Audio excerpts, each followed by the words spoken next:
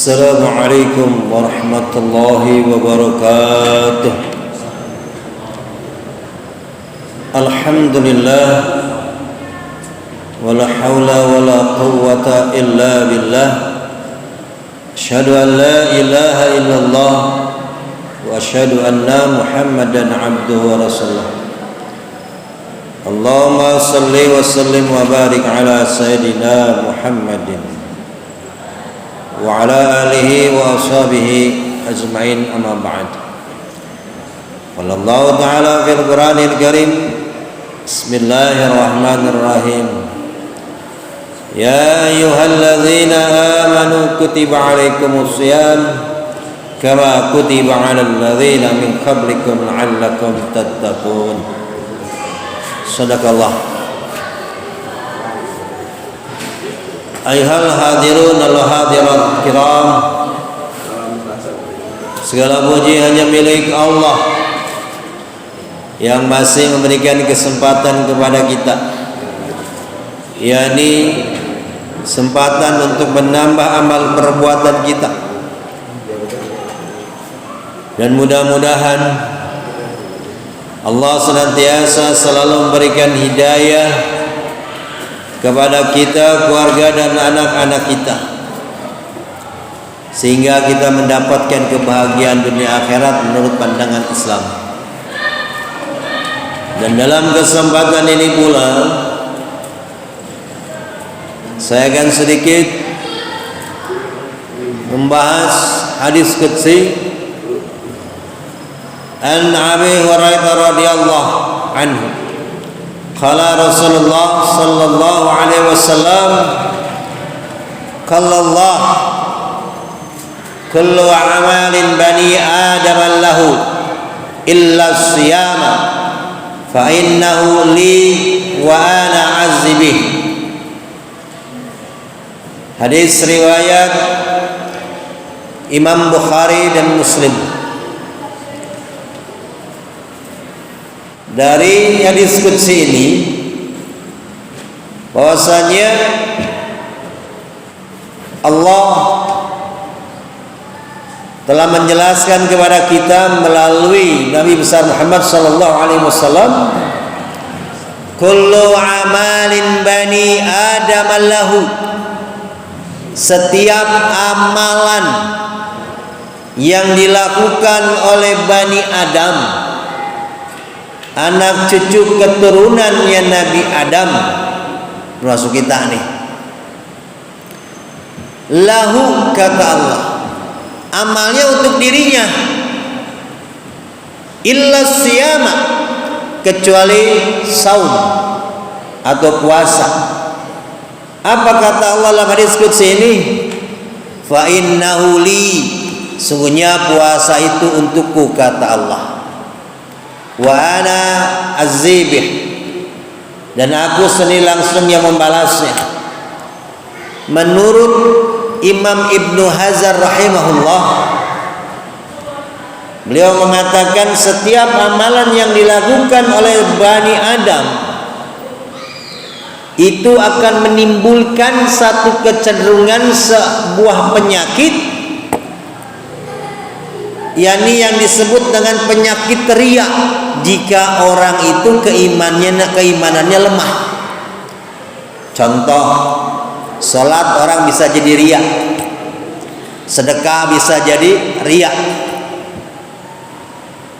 infak bisa jadi riya, amalan-amalan yang lain bisa menjadi riya atau penyakit riya. Tetapi untuk masalah saum, itu amat sangat kecil menjadikan dia seorang yang cenderung berpenyakit riya atau sombong atau takabur. Mengapa? Karena yang tahu saum hanya dirinya dengan Allah Subhanahu wa taala. Walaupun dia meludah setiap ketemu orang meludah, setiap orang meludah dengan dikatakan saya sedang puasa, belum tentu benar puasanya. Dia puasa tidaknya kan tidak tahu. Tapi kalau sholat orang tahu kan, lihat, oh dia lagi sholat, bacaan yang panjang.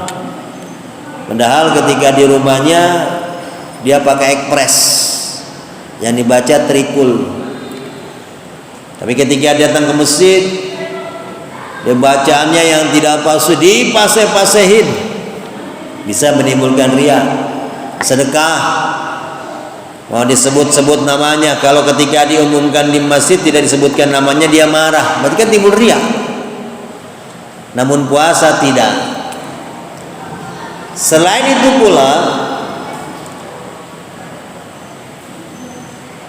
Imam Qurtubi rahimahullah mengatakan, amalan-amalan yang dilakukan oleh seorang hamba itu mempunyai nilai dan kadar nilainya dapat diketahui oleh hamba tersebut. Hitungannya dari 1 derajat bisa menjadi 10 kali lipat. Jadi 10 bisa menjadi 70, bahkan bisa menjadi 700 kali lipat. Contoh, salat. Jika salat dilakukan munfarid dia dapat 1 derajat. Tapi salat dilakukan secara berjamaah minimal 2 orang, maka pahalanya dapat dengan 27 derajat. Namun berbeda, kata Imam Qurtubi rahimahullah mengatakan, kecuali puasa atau saum. Saum ini adalah satu amalan yang notabene-nya, catatannya, pahalanya tersebut bighairi hisabin. Sebagaimana Allah berfirman dalam surat Az-Zumar ayat 10. Bismillahirrahmanirrahim. Innama yuwaffas sabiruna ajrahum bighairi hisabin.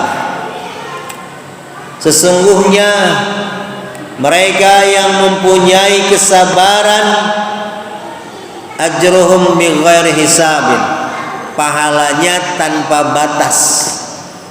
Mengapa Imam Qurtubi mengambil referensinya surat Az-Zumar ayat 10?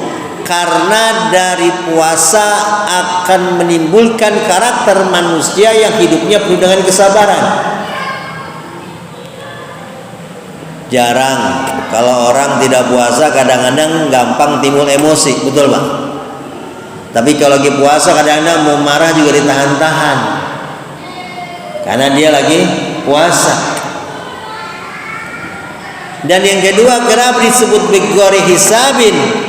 Karena Imam Qurtubi menyatukan antara puasa di siang hari dengan sholat qiyamul lail atau sholat tarawih yang kita sebut sekarang ini.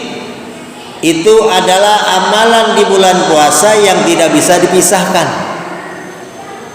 Kalau bahasa kita satu paket. Jadi man shoma ramadhana naharoha, barang siapa yang berpuasa pada siang harinya wa qama lailaha, dan mendirikan qiyamul lail atau salat tarawih pada malam harinya, imanan wa ihtisaban ghufirallahu ma taqaddama min dzambih. Karena iman kepada Allah, maka Allah ampuni seluruh dosanya, dan pahala bagi mereka bighairi hisabin. Subhanallah, tabarakallah. Jadi jangan terlepas kita puasa saja di siang harinya sampai datang azan maghrib atau waktu maghrib, namun di malam harinya kita meninggalkan sholat tarawih. Memang secara fikih ulama berpendapat sholat tarawih kedudukannya sunnah, namun sunnahnya sunnah muakkad, sunnah yang mendekati kepada wajib. Oleh karena itu maka laksanakanlah di malam harinya salat tarawih atau salat qiyamul Ramadan.